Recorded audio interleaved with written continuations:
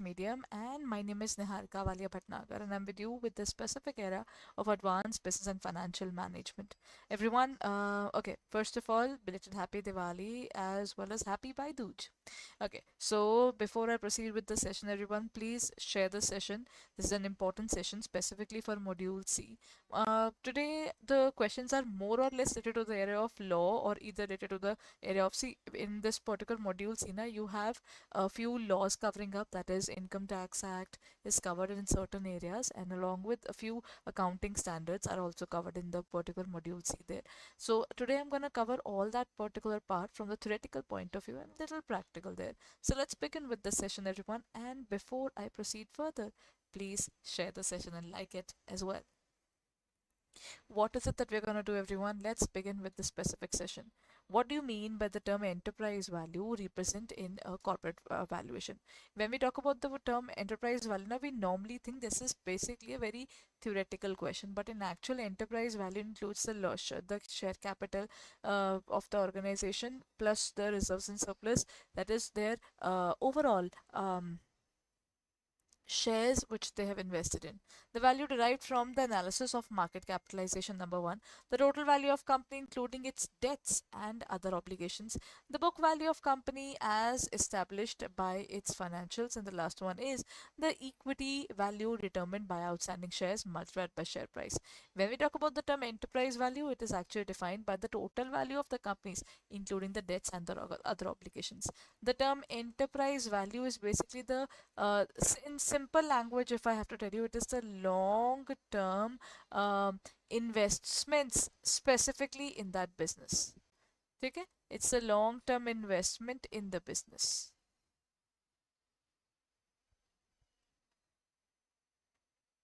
Done, everyone? So this is how we define this specific area altogether. So when we talk about the specific area of total value, this is how we define it.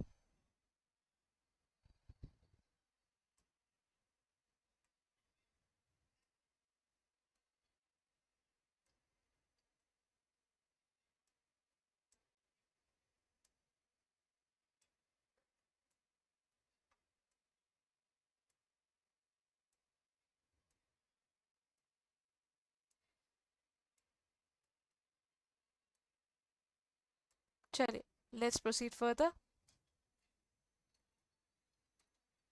Which valuation approach is particularly helpful for asset intensive businesses, holding corporations and troubled entities? Everyone, when we're talking about asset intensive businesses, the businesses which are totally based upon the specific area of assets, matlab they have huge investments in assets overall. Okay, that is what we say. Acha, हाँ, I forgot to tell you, pata hai, I've covered a few case studies in this particular session as well. The case studies which will be having a particular case study and then a few set of questions related to that. Okay, so we expect these kind of questions, and a single case study with a single MCQ based on it can also be there. Now this will determine the longer the question, the longer would be the more would be the marks. That is how I can define that particular area for you. Okay, chaliye then let's begin with everyone.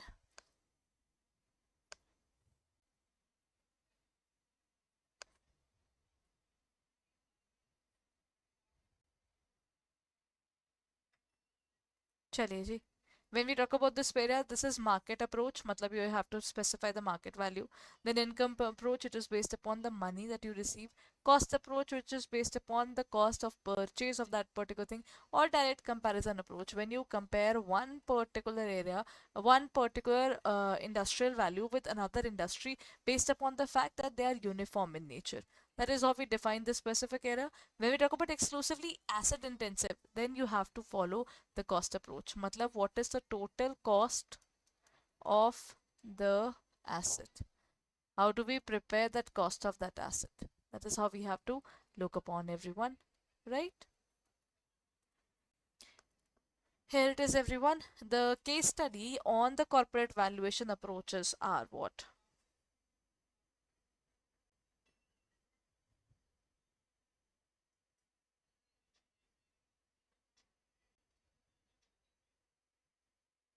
XYZ Innovations Limited, a mid-sized company, software company, is preparing to sell its minority stake to attract new investors.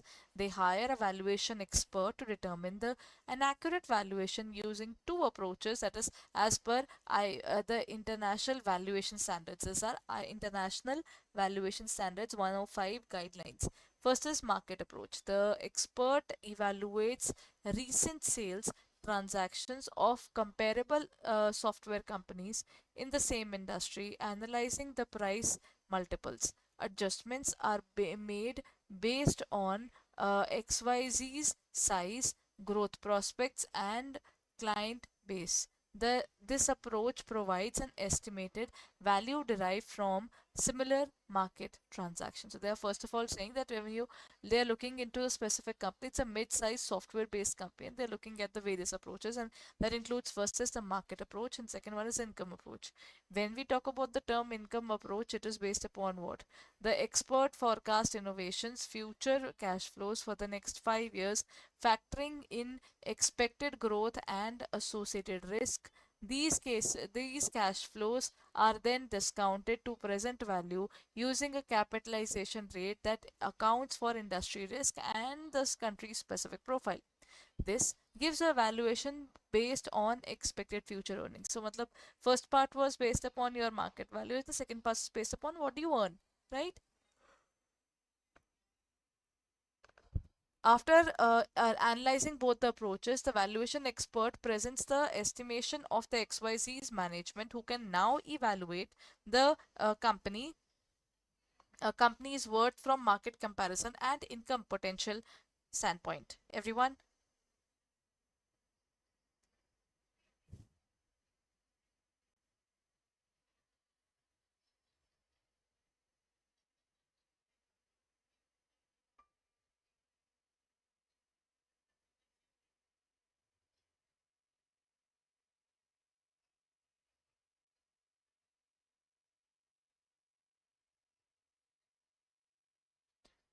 everyone, done?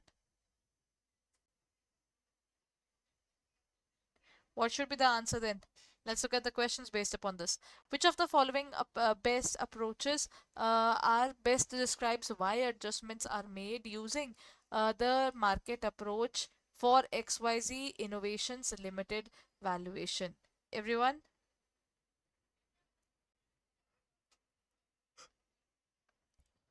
excuse me. Everyone, which of the following best describes the adjustments? Okay, if they're looking at the market approach, let's go back. In the market approach, they said that the expert evaluates recent sales. Okay, you're looking at your recent sale transactions. Where do you stand in the market? And then adjustments are made on XYZ size, growth, prospects, and client base. So based upon whatever the reaction of the market is, that is how you determine your working now. Then what do you do in this case, everyone? Which of the following best describes why adjustments are made when using the market approach for XYZ innovations? To reflect the differences in the book value, or to account for variations in the growth potential, to eliminate the impact of historical data, or to adjust and forecasted earnings of the comparable items. Everybody, the correct answer is B. The point is you're looking into the variations regarding the potential, size, and even risk profile. Why is this important, everyone? Because till the time you don't really make these adjustments, you don't find out where do you stand in the market. Till the time you don't know where do you stand in the market, how will you work upon it? है ना?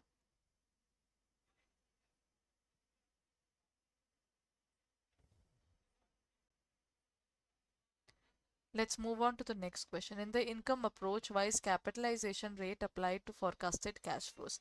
Why do we prepare the capitalization process, everyone? Capitalization is based upon what you earn.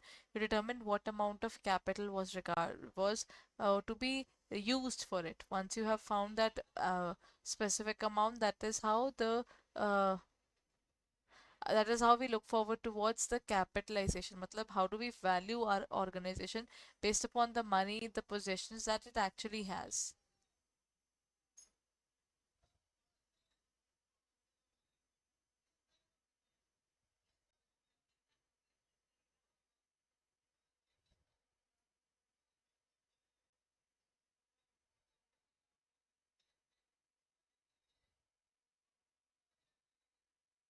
Everybody, to adjust the risk and return expectations specific to the industry, then to average historical returns of comparable firms, to convert the past earnings into equivalent annual figure, or to align the valuation with market trends. What do you term in terms of income approach? Income approach is what you can earn from the market. Now, this is what you look forward to, isn't it? In this case, it is to adjust the risk and returns expectations specific to the industry as well as the specific area of industry and the company. See, the point is when you're looking at the income approach, now you come to know about where do you stand in the market in terms of your the money that you have earned. If it is all about the money that you have earned, then of course it is to be stated here. है ना? Which of the following scenarios would make the market approach less reliable in valuing XYZ innovations?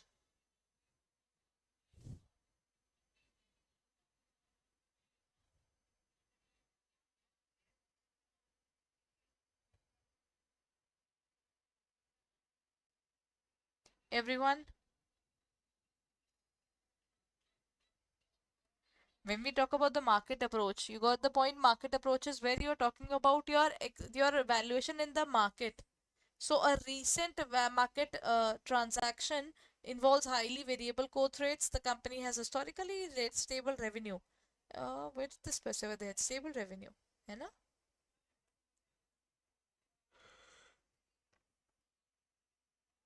Comparable companies are used. This is relative valuation.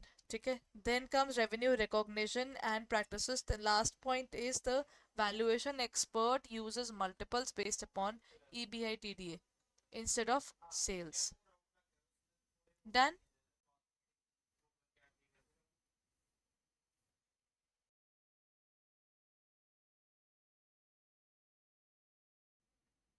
Hanji, what should be the answer, everyone? We're talking about the market approach being less reliable. Sometimes it is, but the problem is sometimes the market is so much unpredictable that even if you want to study it, you cannot. है ना? So in this case, what should be the answer? The answer is a recent market transaction should be the point.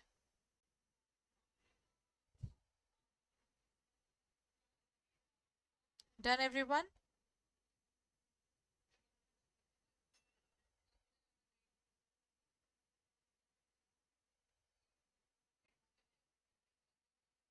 Everybody? This is what we look forward to. A recent market transaction. That is how you come to know your market valuation, isn't it?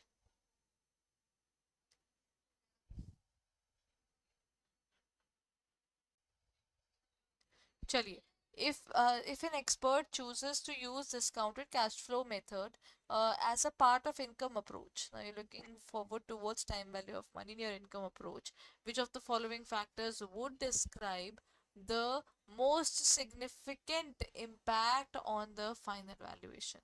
What should be the answer, everyone?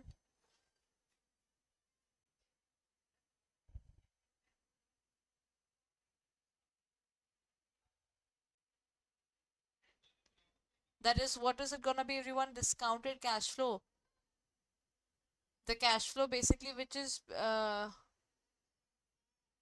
related to the area of, see, if I put 100 rupees today, it's gonna be,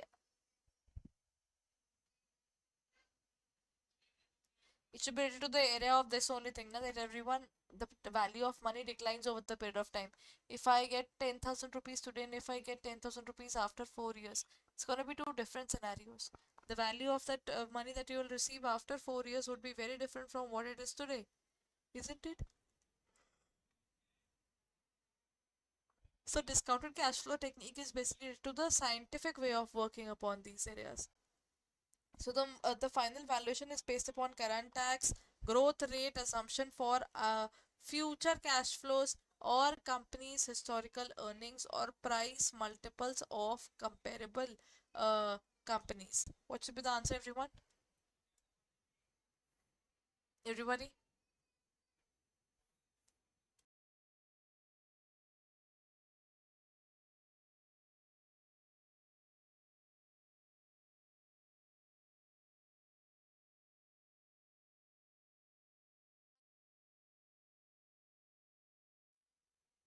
Everybody?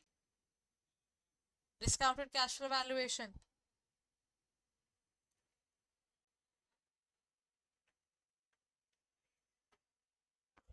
this actually considers the time value of money. Making the particular point in terms of this area, you have to consider the growth valuation or the growth rate assumption for future cash flows, which definitely makes way more sense than any other method that we know about the area of capital budgeting.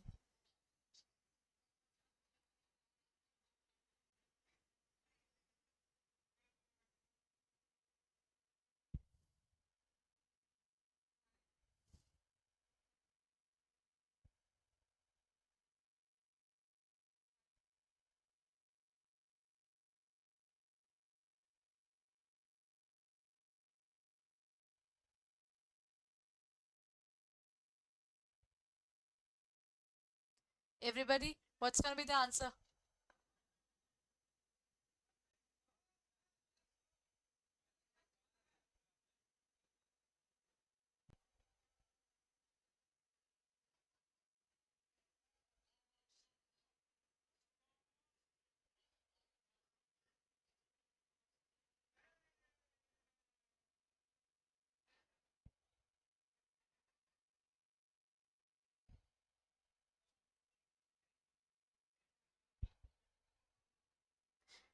Done, everyone. This is how the growth rate part is defined. Growth rate matlab the rate at which the particular reinvestment is made. If I had 100 rupees as interest, then this amount will be reinvested after taking out a certain money for myself, of course. So whatever is left will go to the specific purpose that I want to work for.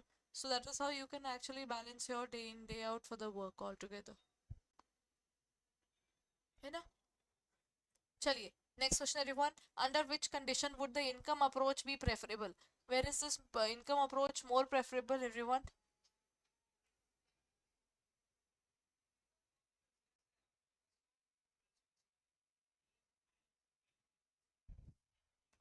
Everybody, the market approach there of XYZ.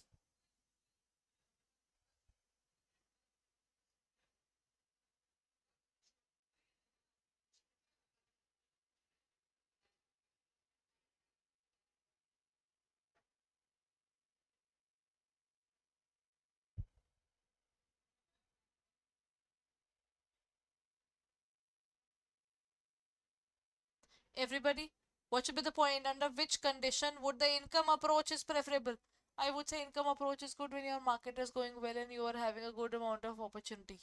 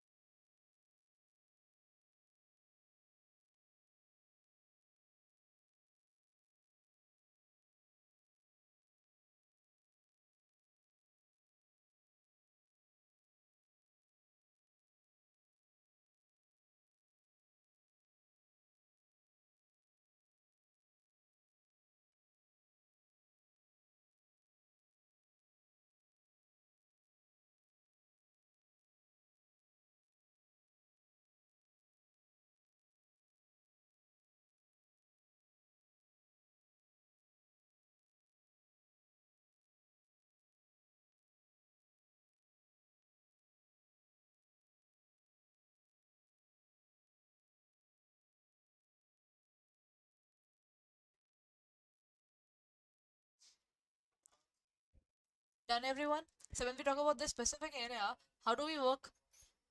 See, when we talk about this approach of income approach, now market approach is based upon what? Market approach is based upon a single area which talks about the market value. So when we talk about the income approach, this is how much money the organization can make, right? So if XYZ is working in a volatile industry, how will they specify they can make a good money?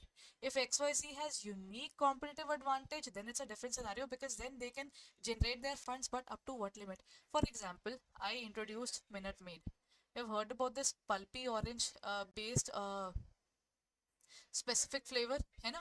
So when they made Minute Maid, after they made Minute Maid, one of the best different thing happened was this organization had its benefit because it was having a unique drink. Later on, it was I think purchased by Coke. So what's the difference in this area? What does it come?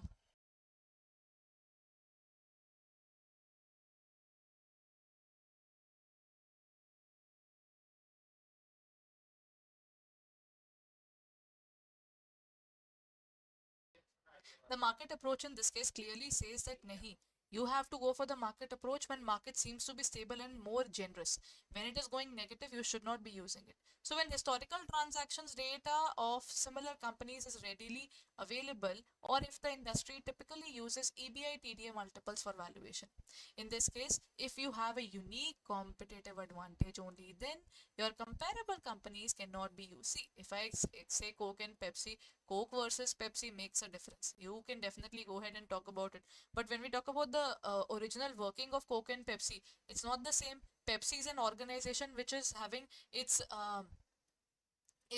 working in a way different manner. See, Coke is working in a few specific goods and services and goods. I would say they make certain products only. And when we talk about the Pepsi, then Pepsi is basically something which I can say works in not only in the beverages, but it is also something which has expanded its work over the other particular areas as well. So you have to be very calculative when you talk about something being comparable or not comparable. है ना?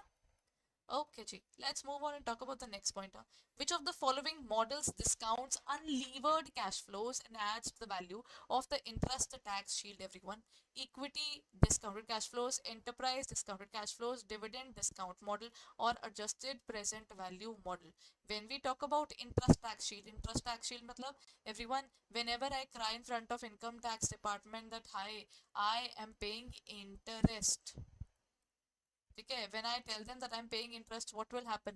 They will say, this is allowed as an expense. That means from your total profit part, whatever profit part we are building up, remove the portion of interest which is allowed as an expense, and whatever is left is your profit after interest, and then you have taxation on it. Matlab tax is after removing interest as an expense. So in this case, what are we using? We are using dividend equity discount cash flow model, enterprise discount cash flow model, dividend discount model, or adjusted present value model. In this case, the correct answer is adjusted present value. Why?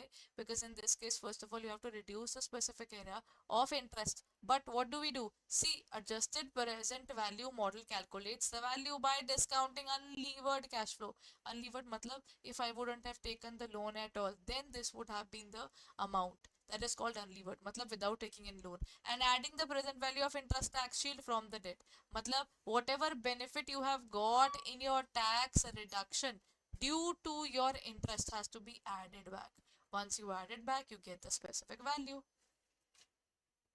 Which of the following is a primary focus of the equity discounted cash flow model? Free cash flow to equity method. Matlab this is called free cash flow of equity. This is FCFE. But when we talk about FCFE, what do you mean by this?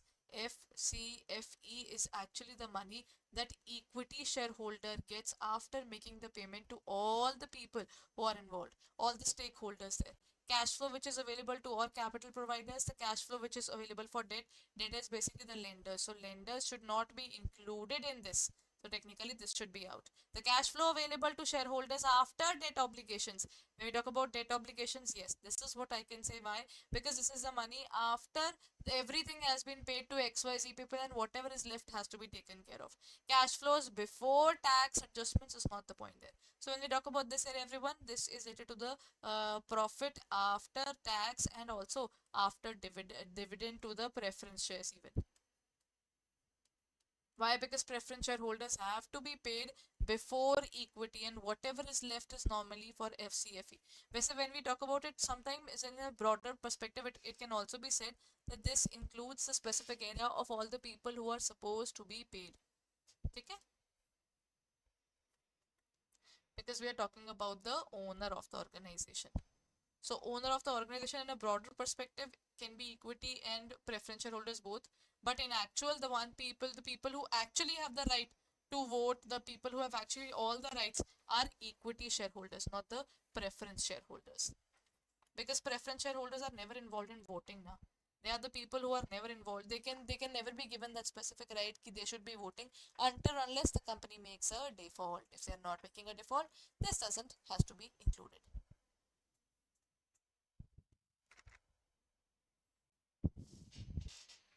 Done, everyone? Chaliye, let's move on and talk about the next question there. Which of the following is the reason for the widespread use of PB multiple? Acha, pata, there are three multiples: PB multiple, PS multiple, and PE multiple. That is PE ratio, then PS ratio, that is price to sales ratio, price to book value, and the price to the ratio of price to earnings, that is PE ratio. The most used ratio is PE ratio. Okay, let's talk about PV first and I'll talk about all of these later. Everyone look at the specific question. It reflects the market value of the intangible assets. Book value per share is generally more stable. Then it is always more accurate than PE multiple. It eliminates the need to consider asset inflation.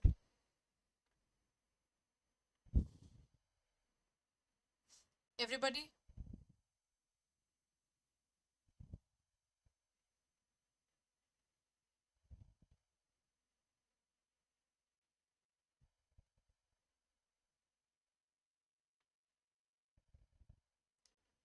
Everybody? What should be the valuation in this case?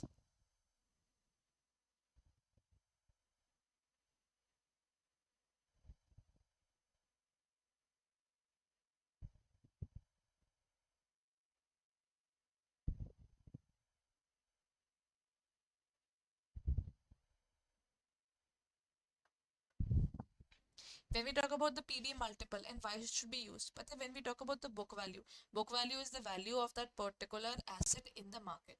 So when we talk about this value, this can never be negative. I cannot say I have a machinery which is minus 20 or minus 40, you know? But yes, I can face a particular situation where I might face losses. So I can have less of earnings there. So when we talk about the PB multiple, this is based upon book value, which is, I would say, comparatively more stable in terms of the working. So when they define the PB multiple, under PB multiple, the book value per share is generally more stable than the earning per share. See, there are three: PB multiple, the one which we're talking about, which is way more stable. Then PE multiple, this is based upon earnings. Since earnings fluctuate, this is not happening. And then we have PS multiple, which is based upon sales. Sales is something somewhat which is less subjected to less frauds there, so as compared to earnings. So this can be used or this can be used, you know. So in this case, that is the scenario. The most stable is price to book value, lesser stable is price to sales, but yet it can be taken up if the organization is not under distress. And the last is PE, which should be used only when the organization is having profits.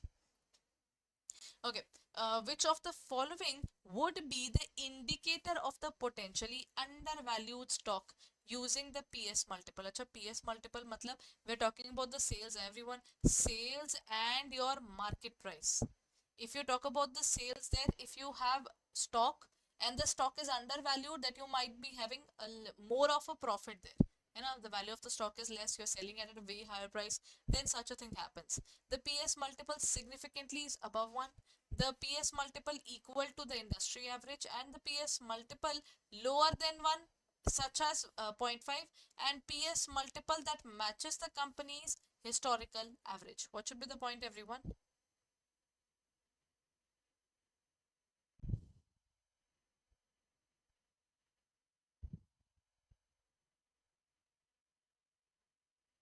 What should be the value, everyone?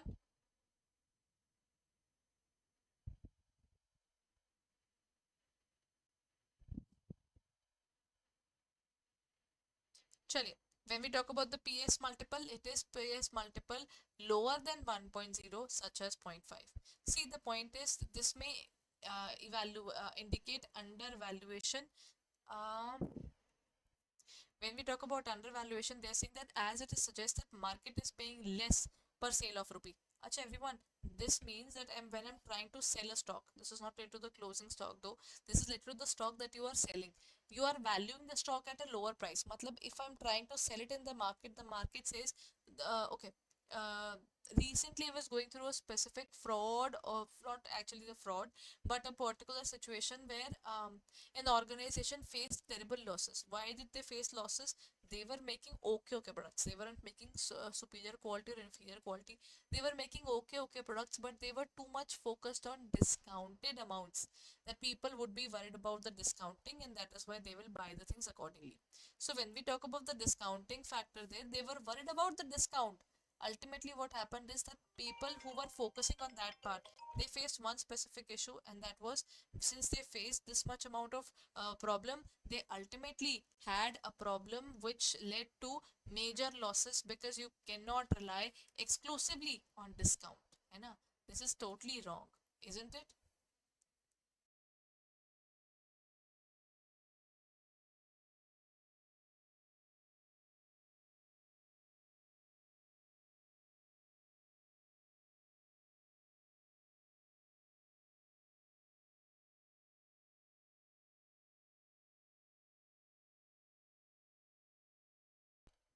So everyone, in this case, what happens is, when we're talking about the PS multiple clearly says that you should consider the sales value. When your sales value is undervalued, that means the organization is badly facing problems. When it is facing problems in such a bad way, or I would say in a negative manner, then it will determine the undervalue the organization there ultimately. That is why they are saying a PS multiple lower than 1.0, such as zero point 0.5, is something which defines that indicator that the organization is not having a good sales value in the market. Then everyone, why might the price to sales multiple be preferred over PE multiple for a company with negative earnings? The PS multiple does not rely on net profits. Acha, price to sales is equal to your market price with the sales value, and PE multiple is price and your earnings. है ना? We're not talking about anything else, but you're talking about a negative or positive earnings. If you talk about negative earnings, na, at that point of time, the organization is facing losses. When the organization is under losses, your shareholders will take away the money the moment they say that any particular measure that they're taking up is going below the belt, है ना? So PE multiple will be problematic rather than PS multiple. PS multiple is not does not rely on net profits, that is one part. Then PS multiple is less affected by economic cycles. Nee, your sales gets affected by economic cycles though, but revenues is typically more stable than earnings. Yeah, this point is something which I can say. Your sales are still more relevant, but your profits vary from time to time, and offering a clear comparison. This particular point makes more sense. While PS multiple adjusts for historical average returns, this is not true. When we talk about the answer, see, PS multiple is talking about the sales, and this is talking about the earnings. Your profit can fluctuate more or less. Your sales, the selling point of any organization, it is always showing a positive trend. Earlier you were selling 10,000, this year definitely you will be selling 10,500 even. Your valuation for price value, price to sales, will always be at a higher end rather than the lower end. So in this case, everyone, revenue is typically more stable than anything else. है ना? Okay. Here comes the next case study, which is regarding the acquisition of ecotech solutions.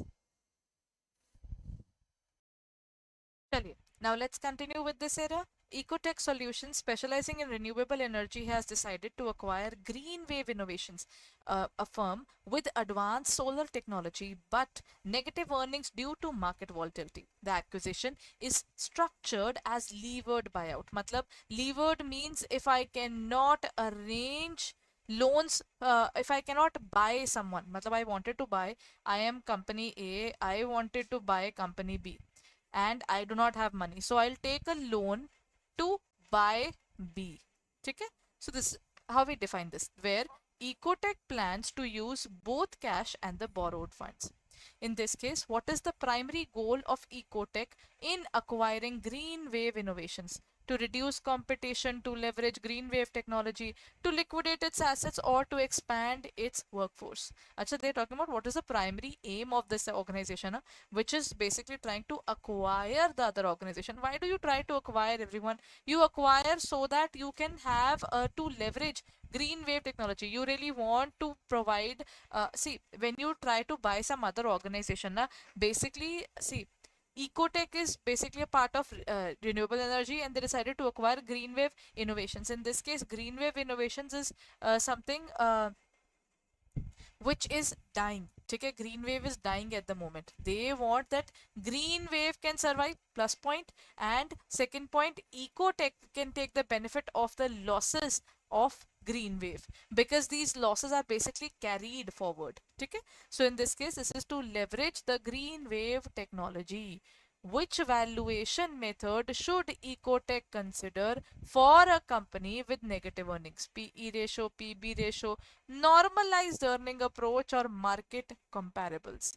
So when we are looking at all these areas, which evaluation method should ecotech consider when you are looking at an organization which is already having negative earnings? Na, you cannot go for PE matlab this is something which is going to put them down, because their earnings are negative earnings is never going to give you a positive situation, isn't it? So in this case, this is obviously out, so you have to take the normalized earning approach. Why? Everyone, market comparables is definitely not there, because this both the organizations are too different, and book value approach can also be avoided, because in this case, one thing is there, the particular losses they are facing right now, these losses are temporary in nature, है ना? These are temporary in nature. So when things are temporary, so this means that why we have to find out what if these things do not exist, right? This is normalized earning approach.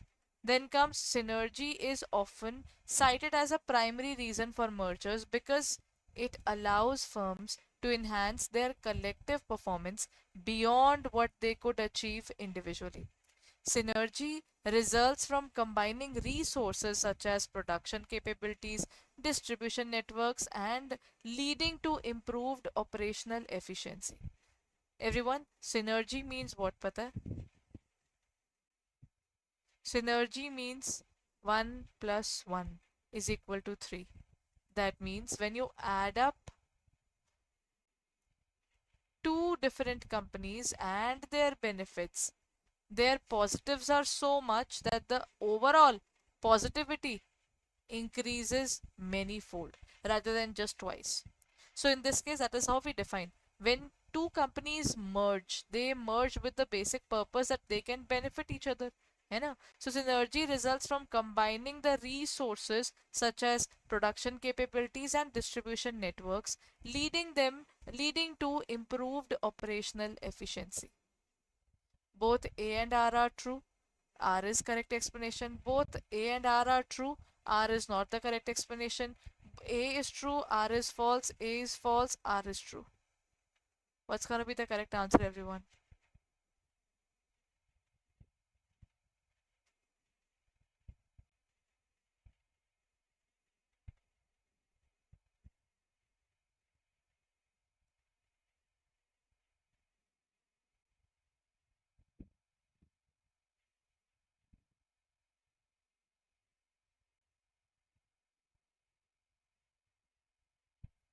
What's gonna be the correct answer? See, when we talk about synergy, synergy in this case is gonna be both A and R are true. They are actually true, and the reasoning is actually correct even. Okay? So in this case, the correct answer is A and R are true, and they are the correct explanation. Acha, next point. Which of the following statements correctly describes the necessary steps in the amalgamation process, specifically regarding the legal obligations of the companies involved? The memorandum of association of both companies do not need to be analyzed if the companies are in the same industry. Only board approvals are required. After receiving board approvals, the companies must communicate the proposed merger to the relevant stock exchange and submit applications to NCLT without the need of any shareholder meetings. Consent from the RBI is required before contacting the NCLT only if the merger involves both a domestic company and a foreign corporation. A notice and explanatory statement regarding the scheme must be sent to the shareholders, creditors at least 30 days in advance. Approval of up to 75% of the shareholders and creditors is necessary. See, when you're trying to merge two companies, both the people should actually say na ki yes, we want to merge. So in this case, the correct answer is actually what is going to be the correct answer? A and B are correct, C and D are correct, A and C are correct, or only D is correct. Going back up, an MOA needs do not need to be analyzed. Everyone, the internal documentation of the organization is necessarily required to be analyzed. How do I know things are going correct or not? है ना? Then comes after receiving the board approvals, they must communicate the proposal to relevant stock exchange and submit applications of the NCLT without the need. See, again, there's a point. Without the need of shareholder meetings, you can, if you are trying to merge two companies and you are not even including the shareholders in it, they will get offended. Ki, "Arre, why aren't we a part of it?" है ना? This is not something that I should be talking about at all. So these two are definitely not there. Next point is that consent of RBI is required before contacting this merger. Why is RBI involved? When two companies are involved, I don't think RBI plays an important role. MCA plays an important role, Ministry of Corporate Affairs. And this is, what is NCLT? National Company Law Tribunal. This is related to the company court. Why is company court contacting RBI in this case? So I think there is only one point. A is eliminated, B is eliminated, C is eliminated. There is only D which is correct. You have to give a notice and even an explanatory statement. You have to tell everything to people. कि देखिए, this is the explanatory, this is the notice, and this is the explanatory statement. Regarding the scheme, it must be sent to the shareholders and creditors at least 30 days in advance. It has to be sent at least 30 days in advance. And matlab you have to tell people in advance that this is what we're gonna do, and approval from at least 75% people should be made.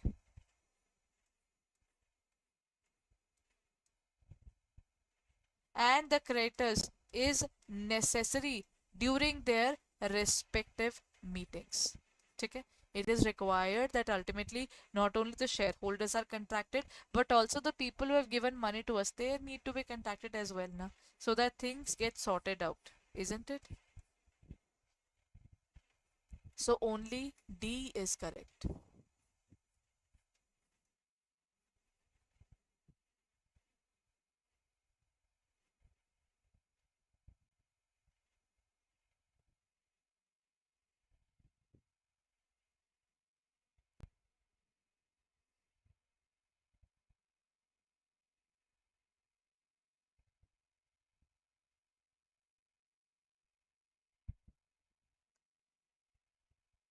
Which statement is true regarding the tax-free transactions? Tax-free transactions automatically result in increased basis of newly acquired assets. Shareholders of target company will always face double taxation. The primary form of payment in tax-free transactions is typically cash. Acha, when we talk about cash payments, these are all tax-based. Anything which includes cash, matlab wherever money is basically exchanged, that is not exempt anymore. The exemptions are definitely over the moment money is involved. Transactions that primarily involve acquirer stock are exempt from taxation. okay, if I look at this particular area, na, tax free is basically there was a company A, there was a company B, all the assets of both the companies here becomes AB. Nobody gets anything in this case. You had shares, now you get shares. You had assets, you get assets. So there is nothing to enjoy in terms of money. When there is nothing to enjoy, there is nothing to pay. So basically, transactions are primarily involving acquirer stock are exempted from tax. Shares of A, shares of B, they become shares of AB. ठीक है ना? So when it becomes shares of AP, there is nothing I can do about it. So in this case, there is no taxation. Why should there should be a taxation? Nobody gets income, no income, matlab no income tax.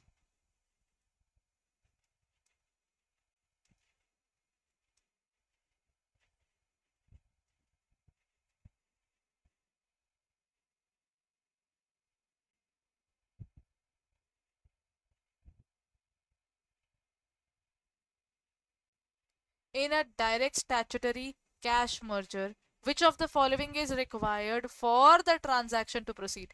Approval from the board of directors of the target company only.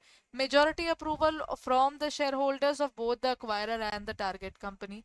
Consent from RBI for all the mergers, and acquirer must pay the target liabilities in full before the merger.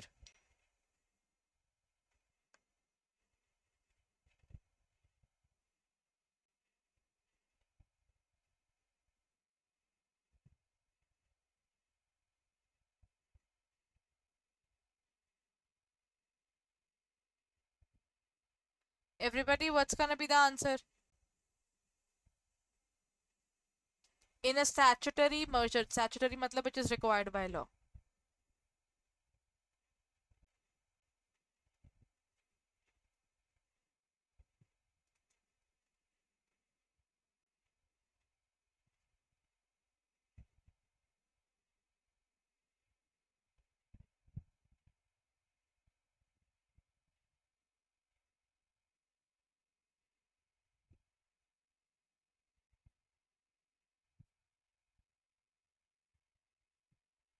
Statutory merger matlab which is required by law. So if it is required by law, the cash merger, which of the following transaction to proceed? Everyone, what should we proceed for? See, there is one point which is definitely true. If there is something of this matter, na, you need your shareholders' approval. You really need to have a word ki theek hai na, acquirer and the target company. Everybody okay with this? Everybody okay with this? Everybody, if I acquire, if I, sorry, A is trying to buy B.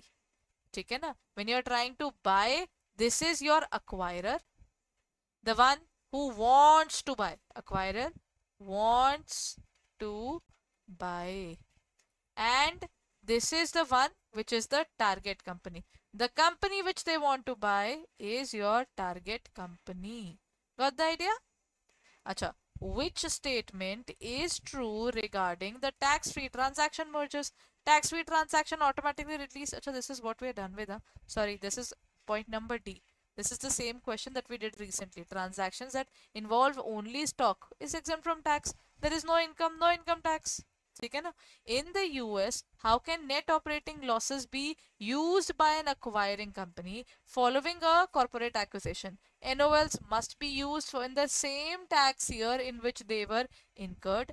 NOLs can only be carried forward indefinitely with no restrictions. Nahin, there is a restriction there. NOLs can be carried forward for 20 years to offset future taxable income. Pata hai what do they do? For example, you faced a loss, the organization faced a loss of 10 lakhs.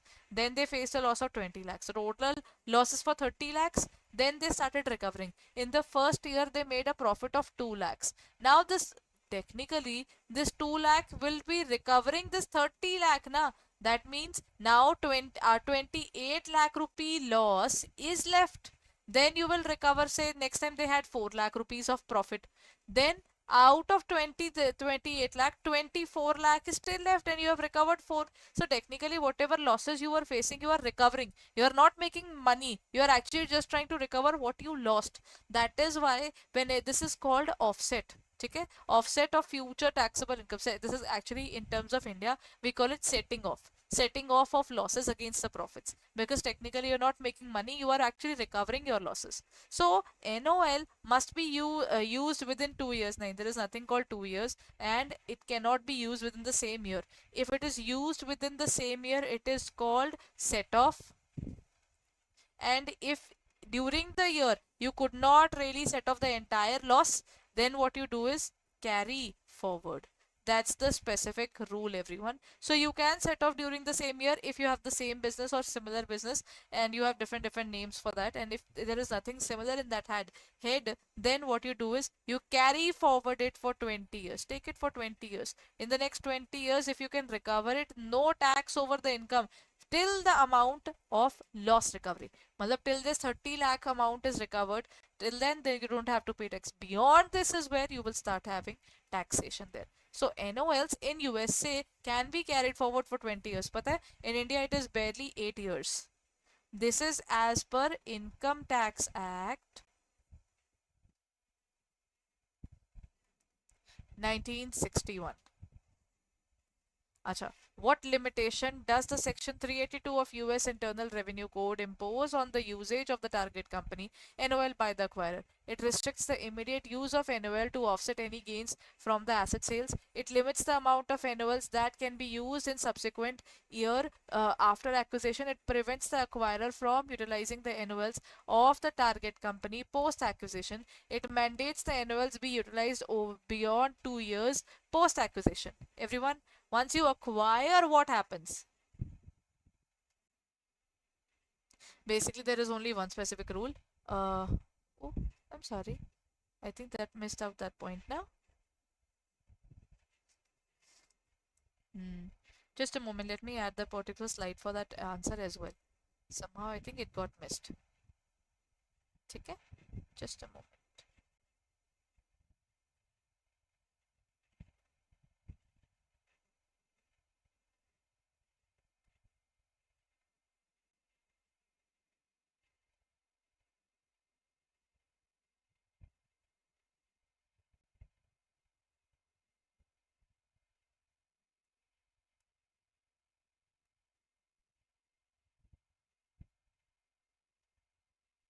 In this case, they're talking about US Internal Revenue Code, everyone.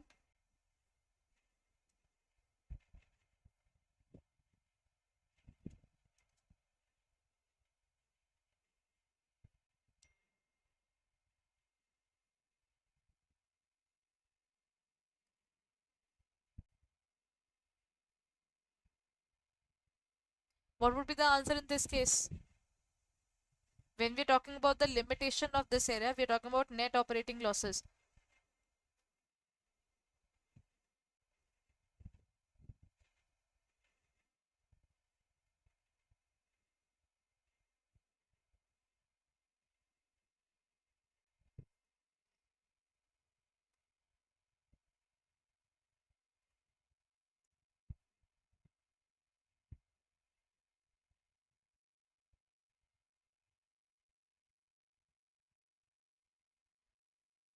When we talk about the specific area, it restricts the immediate use. You cannot say you cannot use it immediately. So technically, first part is something which is not the limitation.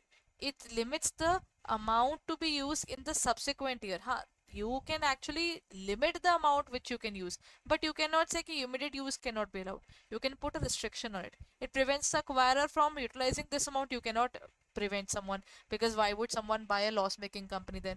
It mandates the NOLs be utilized within 2 years of post-acquisition. Then this is also wrong. है ना? So this is the correct answer, everyone. Oh, just a moment. I was supposed to add the answer there. So just added the slide there. I'm putting up this. Acha, everyone, you can find this in the virtual library as well. I'll be putting all the basic reason behind this editing is you can get this particular session in our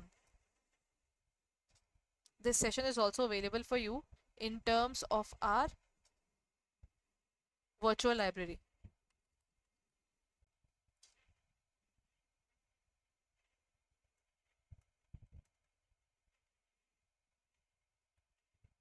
ठीक है? So when it is related to the specific area of our virtual library, it would be better that you can have this particular session from the particular library, download the particular PDF of this class. Everyone, because see, we have covered module A, we have covered module B, now we are covering module C and left with the module D as well. So when you have all the particular modules, different questions, I think it would be beneficial for you if you get all the particular answers with it. And in this case, the benefit that you will have is that whenever you are looking forward towards the classes now, then these particular sessions have a gist as well कि ठीक है ना, if I cannot look at the particular entire class, I think I can just take over the particular area of getting the particular answers through the specific area of the solutions that I have, isn't it?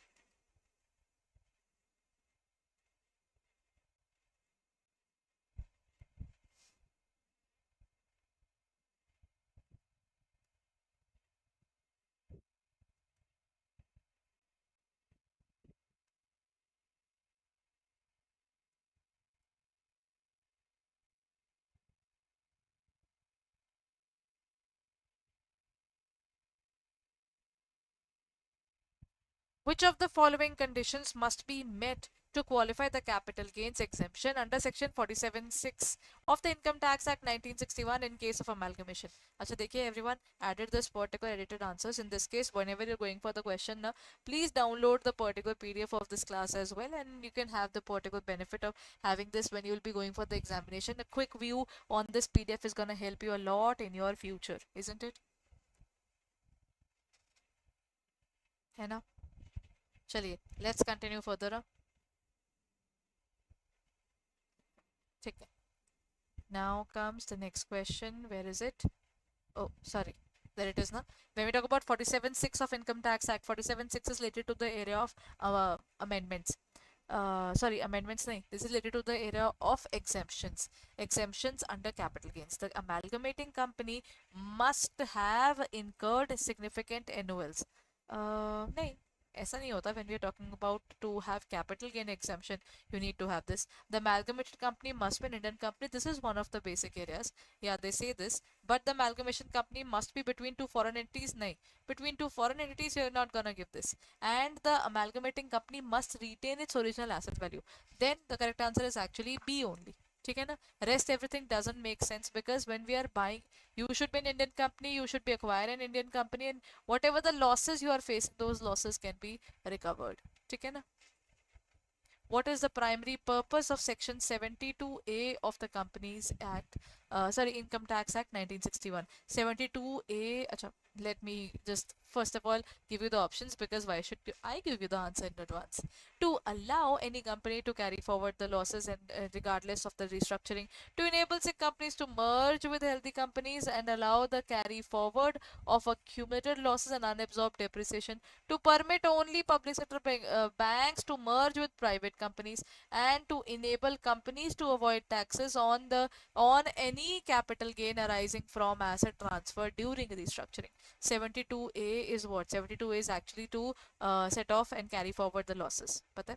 The correct answer is to enable the sick companies to merge with healthy companies. See, if you there's a company which is making a lot of losses. This company which is making extreme level big wale profits. What will happen when this organization merges with this? It will say, pata hai, I made 10 lakhs, but oops, I'm also recovering losses of my previous organization. So technically this year my income is 8 lakh. So that benefit of having those losses set off with your profits is definitely something which is helpful under section 72. Done, everyone? So this was the last question for the day.